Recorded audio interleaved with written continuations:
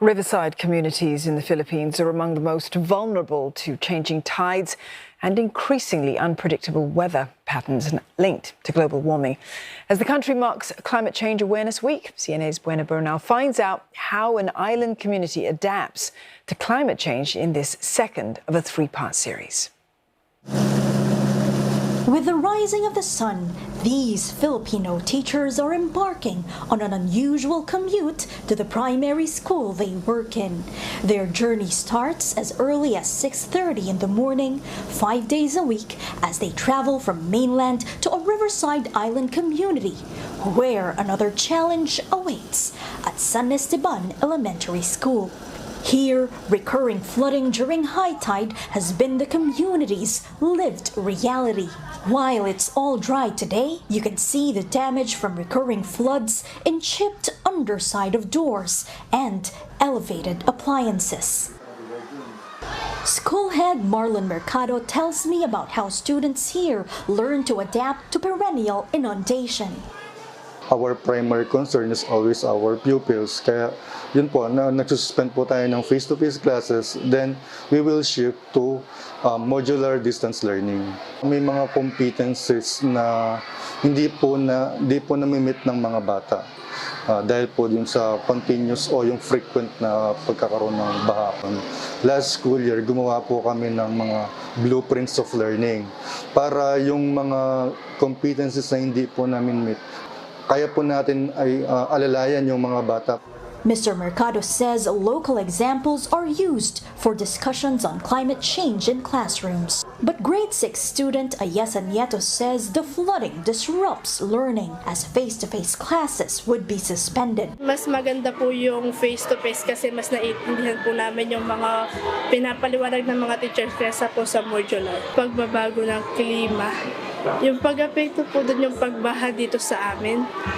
Yun po yung nahihirapan po yung mga tao. Tapos pag pong bumabaha sa mga bahay-bahay, nahihirapan po sila sa paglikas sa mga gamit nila.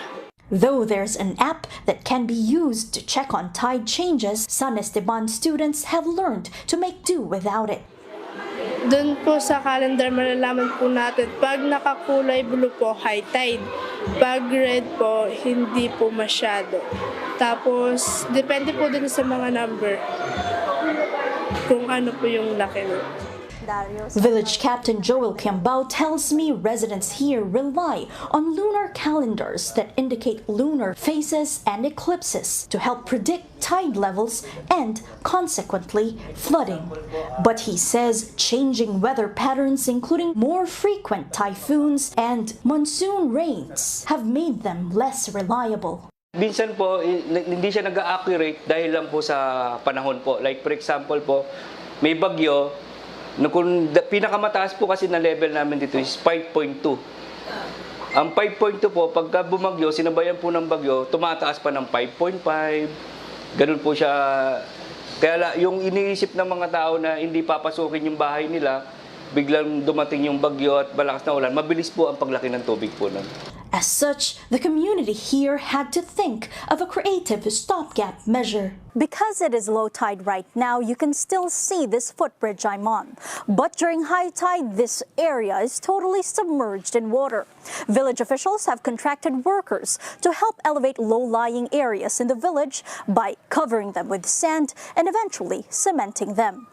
But both officials and locals here admit that elevating the roads is just a temporary fix. The Philippine government is banking on the construction of the so-called Pampanga River floodway and San Antonio Swamp Ring Dike by 2024 to address such flooding problems.